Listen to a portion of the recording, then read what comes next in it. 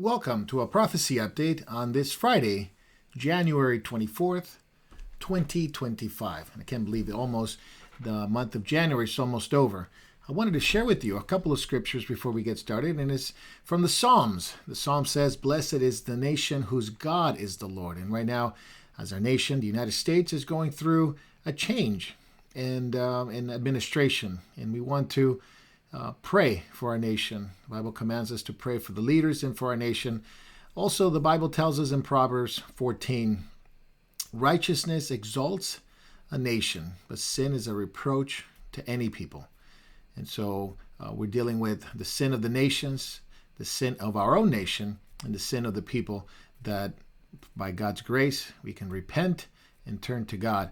From Jeremiah 17, blessed is the man who trusts in the Lord, who makes the Lord his trust. Blessed is that man who makes the Lord his trust.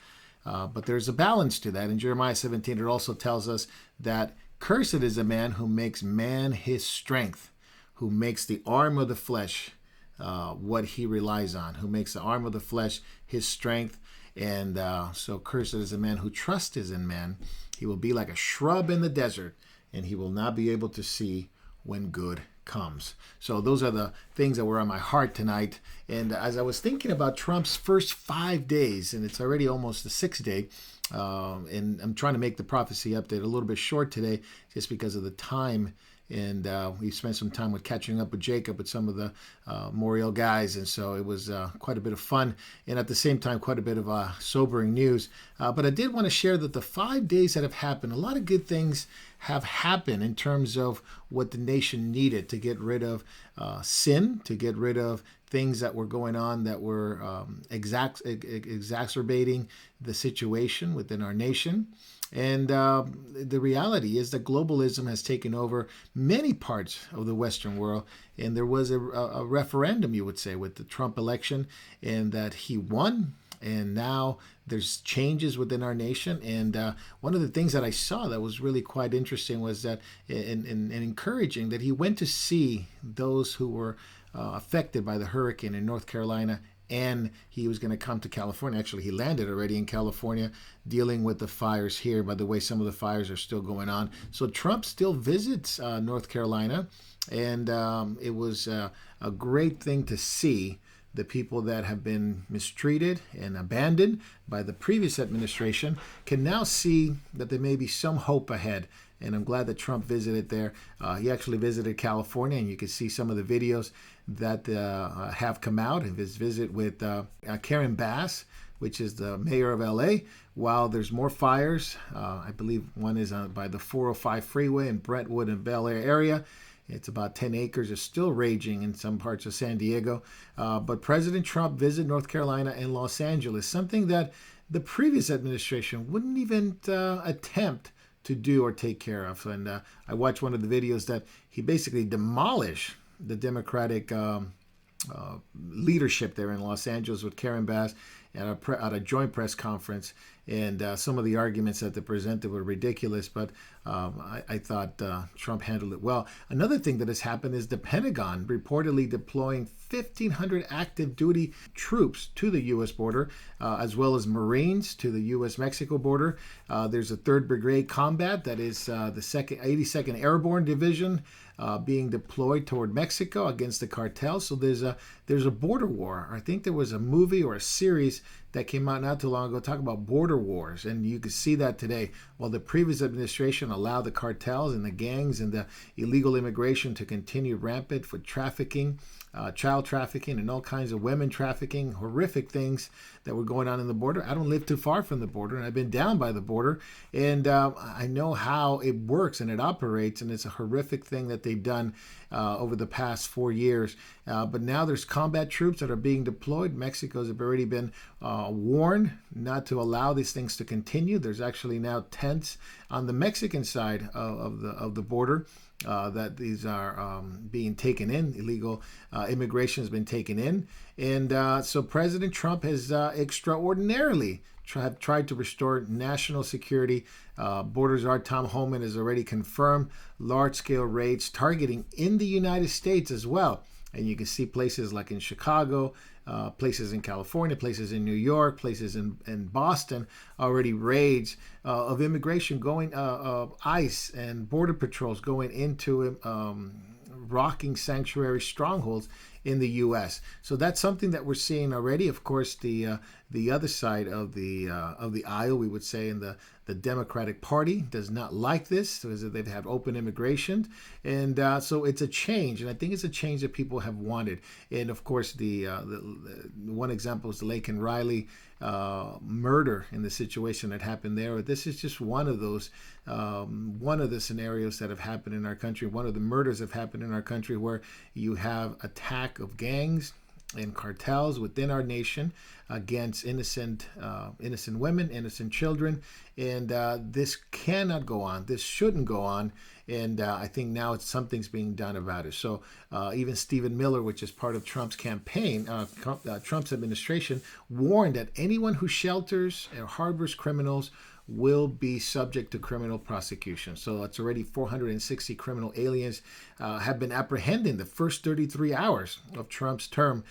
Places like in states like Illinois, Utah, California, Minnesota, New York, Florida, in Maryland, as well as Massachusetts. So it is quite an interesting development going on there. And even the New York Times tried to say, and this is ridiculous, that literally defending Mexican cartels, saying that it's good for the economy. At the same time, Trump is pardoning J6 hostages, that they were called. 1,500 of them have been pardoned. I think only like 6 of them were fully pardoned because of their violent actions, but 1,500 were pardoned. On the other hand, Biden administration preemptively pardoned the January 6th committee, which is called Pardon Gate right now, and there are some constitutional lawyers who are discussing whether or not can somebody be pardoned without ever being committed a crime, because these are blanket pardons. And so people like Fauci, people like Miley, who ignored the president's command when he was president back in the first administration. So these blanket pardons issued by Biden seem to be invalid, some people say, and constitutional nullities. So it should be considered to have no legal force or effect. But we will see if this is challenged in court. So Trump is, of course, revoking and removing the security clearance for ex-national security advisors like John Bolton, ex-CIA Director Mike Pompeo. 51 of our 51 of that security clearance, or 51 intelligence agents have been removed at the tune of about $2 million per month. Some of these things were costing. So it's quite interesting of what's going on there, as Trump is literally changing even affirmative action in federal contracts and universities, which was signed by Lyndon Johnson way back, Executive Order 11246. So now also in the arena of abortion, Chip Roy, which is a congressman from Texas, is even introducing a bill to defund pro-abortion China-aligned UN Population Fund, which is, of course, a misnomer. It's called a UN Population Fund. It's actually quite the opposite. And that's being challenged, and Congress is met yesterday afternoon. No taxpayer funding for this fund, as well as Trump pardoning 23 pro-life activists, including somebody that I've been praying for. I've been praying for all of them, but specifically for Ava Nadel, the 89-year-old grandmother who was convicted last year for participating in a blockade of 2 abortion clinics in Michigan. Of course, this is the FACE Act. FACE Act is Freedom Access to Clinic Entrances, and this is, of course, enacted by Bill Clinton, a terrible, terrible law back in 1994.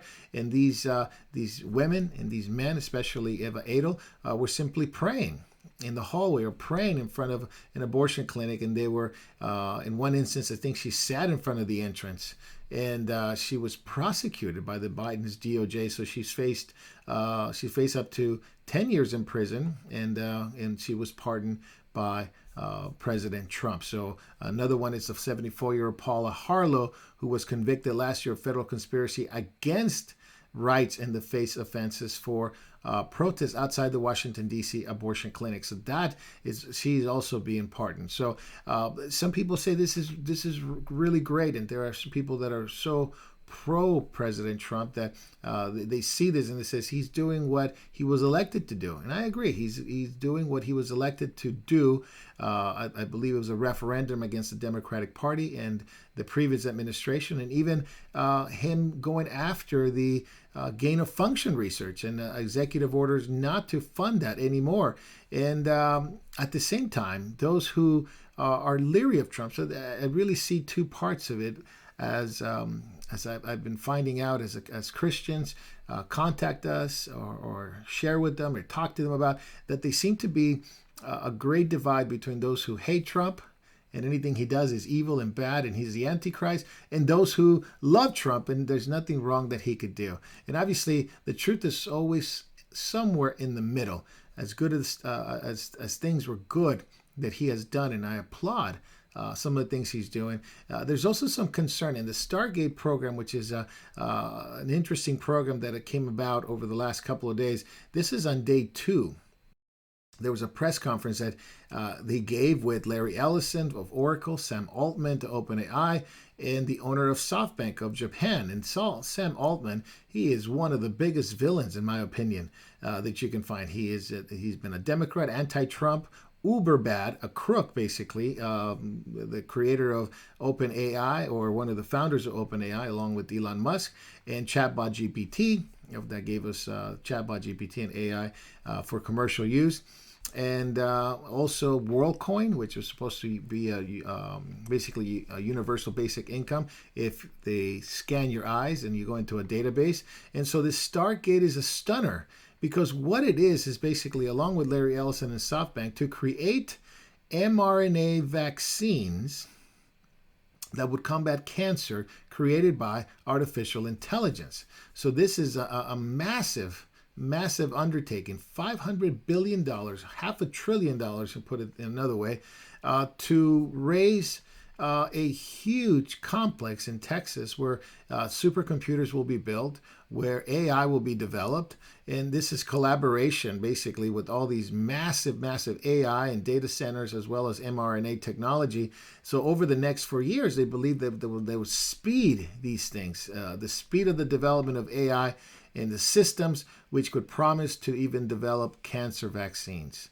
Now, this is an interesting thing, because Larry Ellison was talking about personalized medicine. We heard that before, 4 years ago. And so this is something that is, in my opinion, is completely evil and completely something that should not be done, because even the inventor of mRNA technology, Dr. Robert Malone, issued a direct warning to Trump.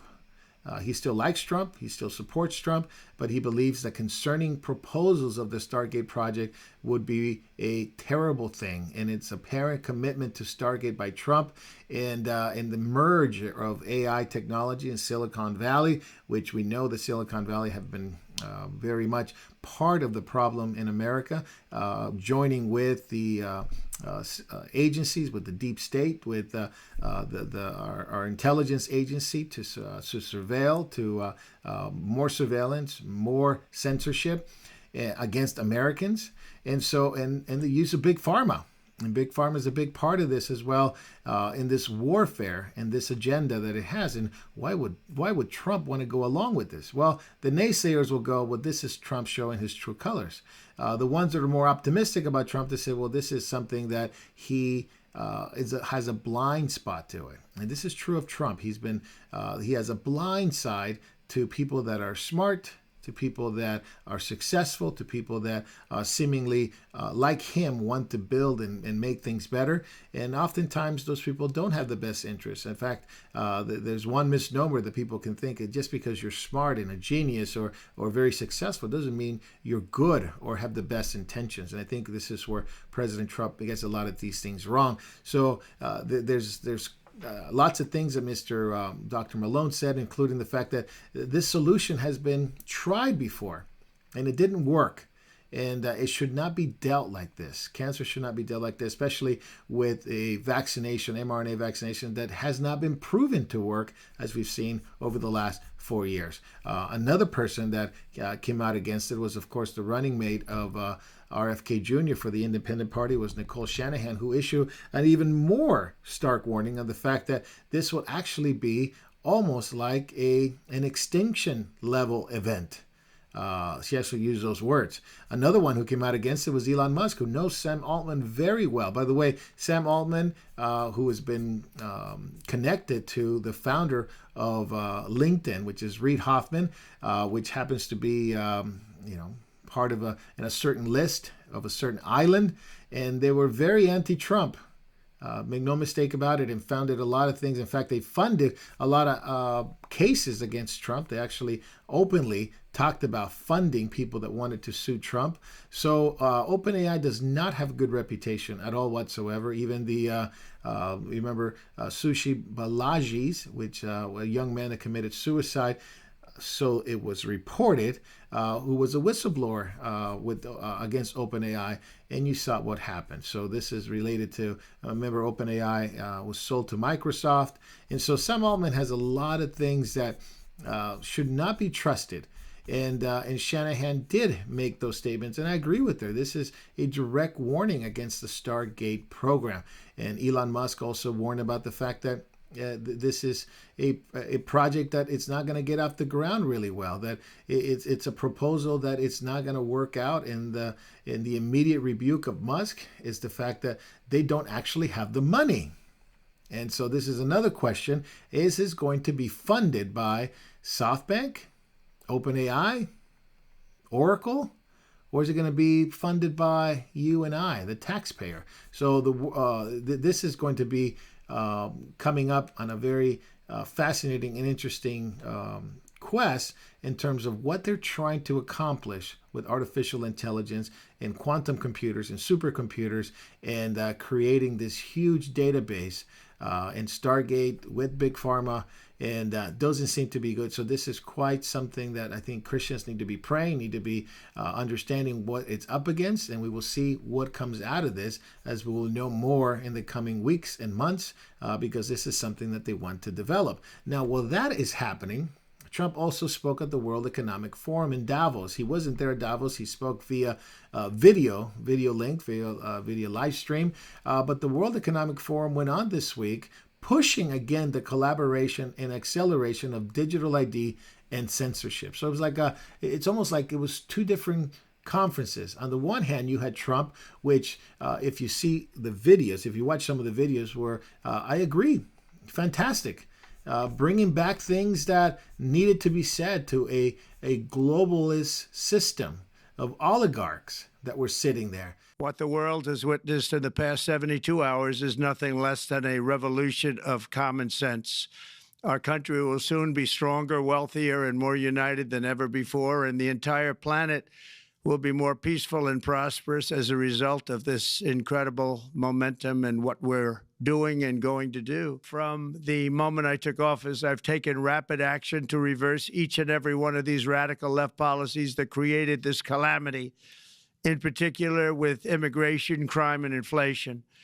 On day one, I signed an executive order directing every member of my cabinet to marshal all powers at their disposal to defeat inflation and reduce the cost of daily life. I imposed a federal hiring freeze, a federal regulation freeze, a foreign aid freeze, and I created the new Department of Government Efficiency. I terminated the ridiculous and incredibly wasteful Green New Deal. I call it the Green New Scam. Withdrew from the one-sided Paris Climate Accord and ended the insane and costly electric vehicle mandate. We're going to let people buy the car they want to buy. I declared a national energy emergency, and it's so important, national energy emergency, to unlock the liquid gold under our feet and pave the way for rapid approvals of new energy infrastructure. In addition, I'm pleased to report that America is also a free nation once again. On day one, I signed an executive order to stop all government censorship. No longer will our government label the speech of our own citizens as misinformation or disinformation, which are the favorite words of censors and those who wish to stop the free exchange of ideas and, frankly, progress. We have saved free speech in America, and we've saved it strongly. With another historic executive order this week, I also ended the weaponization of law enforcement against the American people and, frankly, against politicians, and restored the fair, equal, and impartial rule of law. My administration has taken action to abolish all discriminatory diversity, equity, and inclusion nonsense, and these are policies that were absolute nonsense throughout the government and the private sector. With the recent yet somewhat unexpected great Supreme Court decision just made, America will once again become a merit-based country. Finally, as we restore common sense in America, we're moving quickly to bring back strength and peace and stability abroad. I'm also going to ask all NATO nations to increase defense spending to 5% of GDP, which is what it should have been years ago. Our efforts to secure a peace settlement between Russia and Ukraine are now hopefully underway. It's so important to get that done. That is an absolute killing field. And we've accomplished more in less than 4 days. We have really been working 4 days than other administrations have accomplished in 4 years. He wants to reduce nuclear arms, which is something that the World Economic Forum has not really wanted to do. In fact, they promoted wars, they promoted the control and, in my opinion, the control of nations. And Trump came out and said, well, that's not going to happen. As populism in America, it's going to grow, he says, the economy, the domestic economy. And he wants to hold talks with Russia and China about denuclearizing, which is something that a lot of people are talking about. No Green New Deal. He calls it the green scam, the EV myth. Letting people make their own decisions, national emergency in terms of energy. From the United States, he is going to bring out the energy that's under our feet. It's called liquid gold, new energy infrastructure, manufacturing, superpower, an economy, and that he wants to bring back jobs to America. This is totally different than what the globalists have tried to do over the past 20 years. And of course, he spoke about AI, cryptocurrency, deregulation, no climate change initiatives. And this is, of course, to the chagrin of many in Davos. And of course, the AI thing keeps coming up. And so artificial intelligence is something Trump is very keen on bringing about in our country, wants to make the United States the head of artificial intelligence and crypto, which people have a polarizing effect. Some people think that AI may be just a tool for mankind to use. Other people see AI to be nefarious on the onset. And of course, just like the internet and other technology, it could be used for good, could be used for evil, no doubt. Is AI a tool? Yes, of course it is. Can it be misused? Of course it can.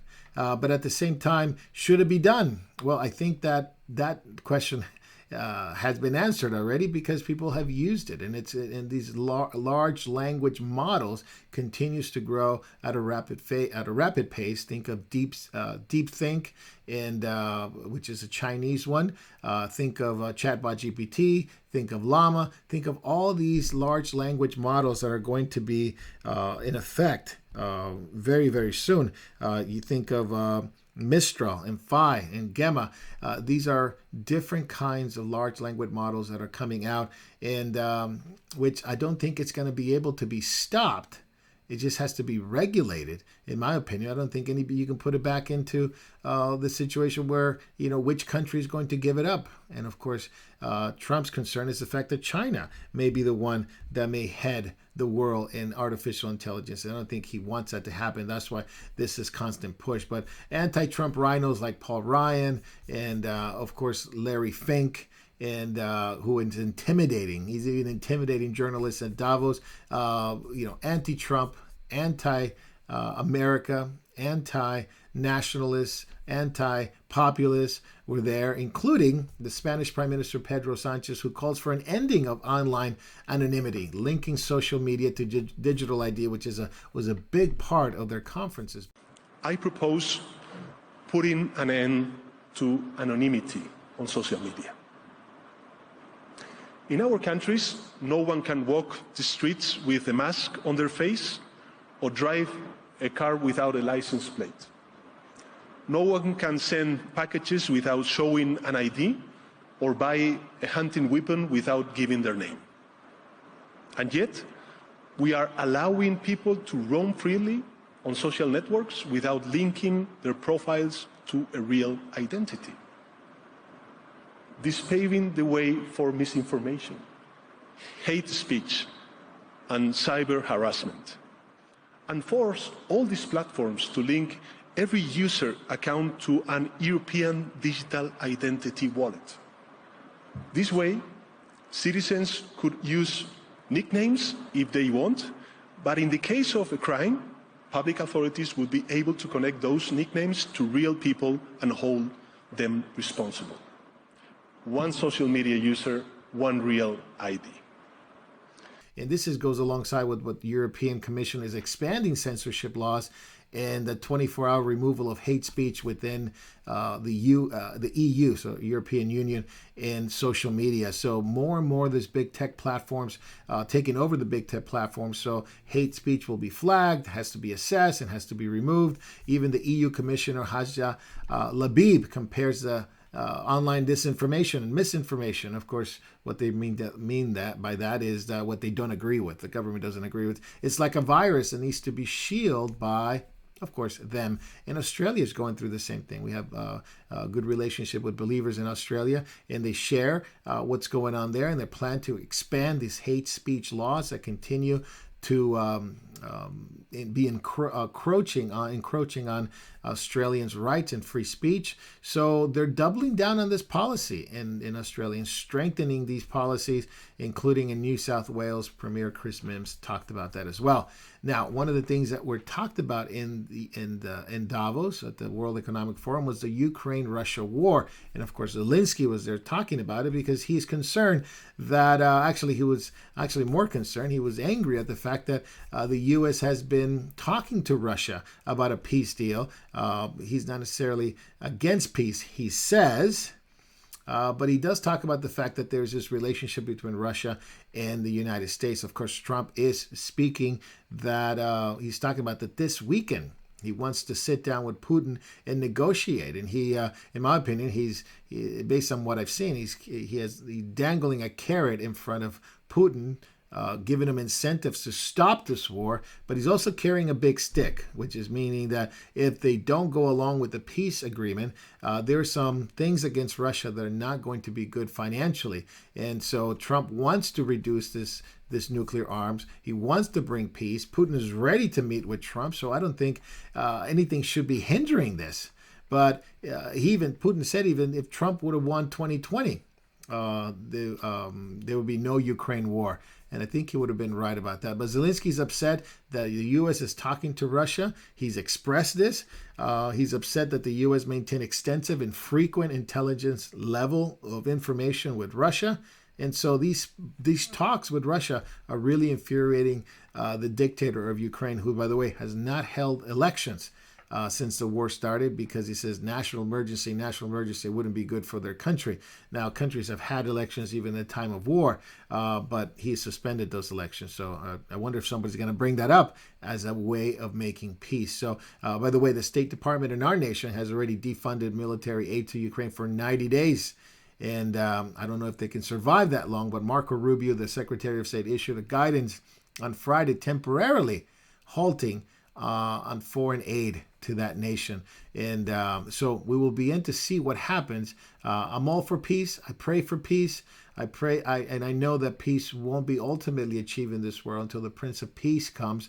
But these peace are only temporary, in my opinion, according to what the scripture talks about, that there's war and desolations until the end. But at least for now, that there needs to be peace in this time. And so this negotiation that Trump is trying to do with Russia, it's a tough one. It's scary, strategic, and perhaps very damaging to the Russian economy. So there's bargaining power as of now, and I don't think that they should delay it anymore. In fact, you could see some of the things that Trump said even on his own social media platform. By the way, Germany did cancel $3 billion in Ukraine aid. So that is moving along very, very fast. Now, somebody had asked me during the week about what I thought about President Trump and in what happened at the National Cathedral in Washington, D.C. with that leftist bishop. Her name is Marianne Boudet. And now she is of course, you know the story, and you've seen the news, you've seen the videos, you can see here that she wrongfully attacked President Trump. Of course, his family's there. J.D. Vance and his wife are there. And she politicized the service, basically excoriating, and in a nice, loving, excoriating way. If you preaching at somebody, you can see it as nice. You can say that it's nice. I don't know about that. Being a preacher and a teacher, it's always the difference between preaching at someone, and preaching to someone. And the bishop goes off on Trump, telling him to protect gays and lesbians and transgender children, and not to conduct deportation.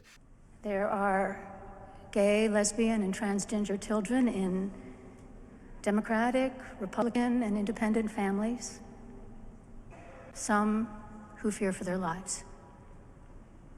And the people who pick our crops and clean our office buildings, who labor in poultry farms and meat packing plants, who wash the dishes after we eat in restaurants and work the night shifts in hospitals, they may not be citizens or have the proper documentation, but the vast majority of immigrants are not criminals. They pay taxes and are good neighbors. They are faithful members of our churches and mosques, synagogues, wadara, and temples. I ask you to have mercy, Mr. President, on those in our communities whose children fear that their parents will be taken away, and that you help those who are fleeing war zones and persecution in their own lands to find compassion and welcome here. So Bishop Duda should be excommunicated for this from the church immediately, but she belongs to the Episcopal Church. Of course, the Episcopal Church has been, in apostasy, committing apostasy for a long time. Now, she's been interviewed in CNN and The View because she's sort of a celebrity now, because she's so nice, and Trump is not so nice. And so they equate her niceness and her tone to something that is good. Remember, the Bible says even the devil can come as an angel of light. These ministers of Satan can even be seen as ministers of righteousness. No, I don't think this so-called Reverend Marian Boudet is righteous in any way. If you see some of the things that she believes, it is contrary and against the gospel of Jesus Christ. In fact, the Episcopal Church for a long time has been anti-gospel of Jesus Christ. In fact, you could even see in some of the statements that the Episcopal Church has talked about the rejection of biblical authority, the pluralism and inclusivity, meaning that Anglicans, which is what they called Anglicans here in the United States, Episcopals, embraces religious pluralism, which is undermining the uniqueness of Christ and the only way of salvation. According to John 14:6, Jesus said, "I'm the way, the truth, and the life, and no one comes to the Father but through me." The focus had been on social justice and diversity and DEI. And of course, the Episcopal Church claims the overemphasis of social and political correctness at the expense of Christian doctrine. So it's an apostate church. And an apostate church has been apostate for some time now.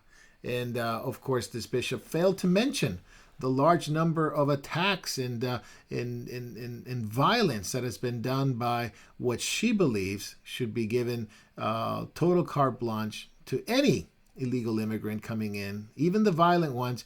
And she doesn't talk about the giant wave of crime or drugs or trafficking. And so her statements are not very good. She's not very good at her job, and they should obviously issue an apology. So she's come out on The View and CNN, like I mentioned earlier, and basically to try to explain her point. Now, if you look into her, which I did, I really wanted to know what she believed. That she's done tremendous advocacy work, not tremendous in a good way, but in a lot of work is what I mean by tremendous. Is she's done quite a bit of work on the justice, on the social justice side, racial equity, gun violence prevention, immigration reform, inclusion of LGBTQ+, environmental stewardship, and she's authored some books. There's no doubt that she's written books like How to Learn to Be Brave, Receiving Jesus, The Way of Love, Gathering Up Fragments, Preaching a Spiritual Practice. This, of course, leads to her theological influences. All these books are either filled with social justice, rhetoric, of course, diversity, inclusion, right? Equity and inclusion, something to do with the environment, which is something that they get involved in, political causes or social causes, because they have no doctrinal causes anymore. They don't preach the gospel anymore. So theological influences like Henry Nouwen or Barbara Brown Taylor. Henry Nouwen was a Catholic mystic. His writing on spirituality deeply impacted a lot of people that have gone apostate. So Barbara Brown Taylor is of course, a practical mystic. Relational spirituality and inclusivity, the divine nature. Taylor talks about primary teachers of spiritual truth, preaching and storytelling, narrative theology. All these things are not preaching the gospel or the exposition of God's word or preaching the truth of salvation through Jesus Christ.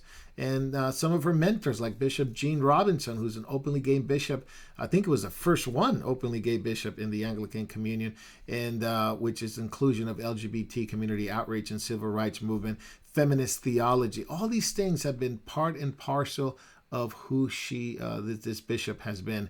Not to mention the fact that the Anglican Church ordains women to be pastors and bishops, and elders, while the Bible does not give that authority. In fact, the Bible indicates that leadership is male. So there is another thing that they put in regarding feminist theology, or the feminine theology, or the divine feminine ideas are in these churches. So she's actually an apostate, and that she believes more in social causes and social issues rather than the gospel of Jesus Christ. So this is not a true Bible-believing church, and it's a shame to think that here we are praying for our president, praying for his family, praying for the vice president and his family, and because none of them are born-again Christians, as far as we know, as far as they show, as far as they say. And yet they go to a church and you can see the expression on their faces like, what in the world is this? How is this happening? Is this supposed to be a Christian church, or is this supposed to be a social justice movement? And of course, unfortunately, this is the testimony that the church gives the world and people that need to be saved. So the National Cathedrals should lose their tax-exempt status. Now, I did want to finish with one last thing, and it's regarding Israel and the nations. With the U.S. elections and the results of President Trump becoming the new president, there is a future of the Middle East that has garnered a lot of interest. What is going to happen? Just like the previous administration, where Trump was, when he became the 45th president, now being the 47th president, it literally changed the Middle East. It sent her on a course that it's still going in that direction, especially the Abraham Accord, especially the support of Israel, especially moving the embassy to Jerusalem. And while this reality may be resisted by a lot of people, all those opinions need to be left at the door. What is truly going to happen in practical prophetic fashion is the fact that we're heading toward the point where Israel and the Middle East are becoming a real central focus of our administration. And what Trump wants to do, and he's made it very clear, is that not only does he want to support Israel, but he wants to bring peace to Israel.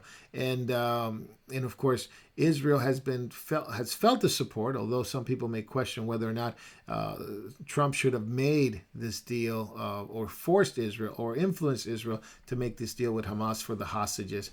Just recently, I believe was the right thing to do. Israel announced that the UNRWA, which is part of the UN, which is the system that basically works with terrorists, unfortunately, UNRWA, UNRWA, must permanently cease organized activities, and Israel must completely evacuate headquarters in Jerusalem by January 30th. So even Israel is making sure that UNRWA does not continue to be. This is, of course, the United Nations Relief Works Agency for Palestinian refugees. So this is something that Israel, and at the behest of probably the Trump administration, which has excoriated UNRWA by different parts of Trump administration cabinet members, because UNRWA has been known to work with terrorists and to hide and shield these terrorists. So it is a culture of terror and death that is promoted by the UN and UNRWA, and you could see why the education part of teaching children in the Middle East and some of the things they teach children. I mean, they teach them to be more than anything a culture of hate, terror, and death from early on. And even in school books that they teach that Jews are evil and that the Jews should not exist. And so they grow up with this mentality. But this all comes from, of course, the UN with UNRWA, which UNRWA has been known to promote all these different ideas. And UNRWA has been known and been found to work with, unfortunately, terrorist organizations. So not much of United Nations Relief Work Agency.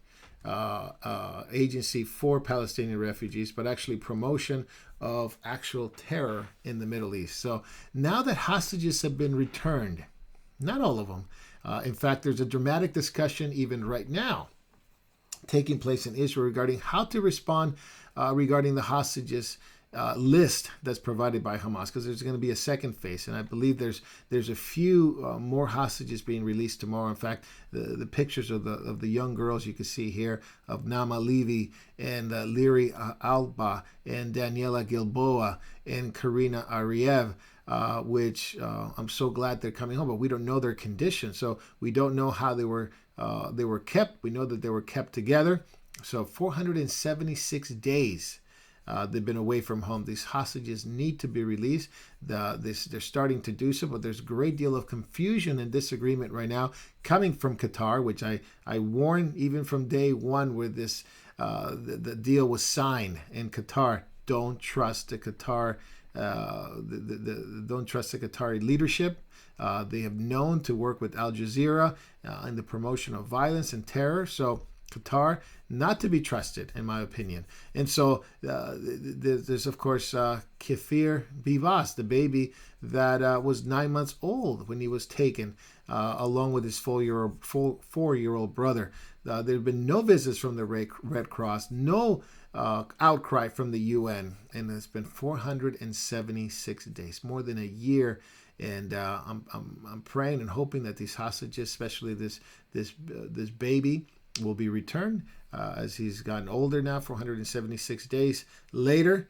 And so there needs to be a resolution for that. But the Trump administration, with the significant executive orders, officially deporting non-American students who stand with terrorism and stand with terrorist organizations like Hamas and Hezbollah, will be absolutely huge, because these are the students who promoted violence, the hatred and attack against Jews in universities this past year. And of course, in the Trump administration coming in, you have people this is a very fascinating thing. It's the confirmation hearings of UN Ambassador Elise Stefanik coming in from New York. She was a congresswoman. Now she will be, if confirmed, the UN ambassador, which I think she would become the UN ambassador to the UN. And this has been, she was asked that for far too long, she was asked that, the administrations prior to her, prior administrations to Trump, have shared the view that some have shared the view that Israel has the biblical right to the land. And they asked her, do you believe that Israel has the biblical right to the land? Her answer, flat out, no hesitation, yes. Just like Peter Hesek was been asked that question, talking about the West Bank, he called it Judea and Samaria, same as Rubio. Although Ted Cruz was not it's not going to be part of the Trump administration, but he called it in the hearings. The West Bank is Judea and Samaria. So you're starting to hear this tone that more and more it's not the West Bank, it's not Palestine, it's Israel, it's Judea and Samaria, which is sound biblical ideas. Mike Huckabee, the ambassador to Israel as well. So, by the way, Peter Hesek was confirmed today as Secretary of Defense by one vote. It seems like, Even Republicans don't like him. And they actually, 3 of them voted against it, including Mitch McConnell voted against Peter Hesek. So J.D. Vance, which is the senator, the tiebreaker as the vice president of the Senate, he's the vice president of the United States, but he is the tiebreaker in the Senate, voted in Hesek's favor. So a lot of pro-Jews coming into the Trump administration, which, by the way, has been polarizing, because even among the Church of Christ and among the Church of Jesus Christ, you have people that are totally against Israel as having any part of God's prophetic plan and God's timing and prophetic plan for Israel. They don't believe Israel has any right to the land. And then there are the believers that do hold to that according to Scripture. And I happen to be that. I happen to be one that believes in the prophetic purposes of God for Israel and the church, and Israel's right to the land according to the promises to Abraham, Isaac, and Jacob, and the prophets, and Moses. And when Jesus talked about his return to the land, the Jews would be there. So lots of stuff going on in Israel, and I think that's something that we need to pray for as Christians. We need to remember God's promises for Israel and the church, God's promises to all his people, God's promises to save, and God's promises to save even Arabs, even those nations that are against Israel today, like Egypt and Assyria, in Syria, and promises that the Lord will bring out of those nations even people that would come to know the Lord. And so you could read Isaiah 19 for that, other passages of Scripture that relate to that. But Israel right now, hardness against the Lord, they need to be saved. They need to repent. And there is a great move of God among believers, especially within the army, as we hear reports of constantly hearing reports of new believers coming in, coming to know Yeshua, coming to know the Lord. And so this is something that is encouraging, as well as other nations, other Muslim nations.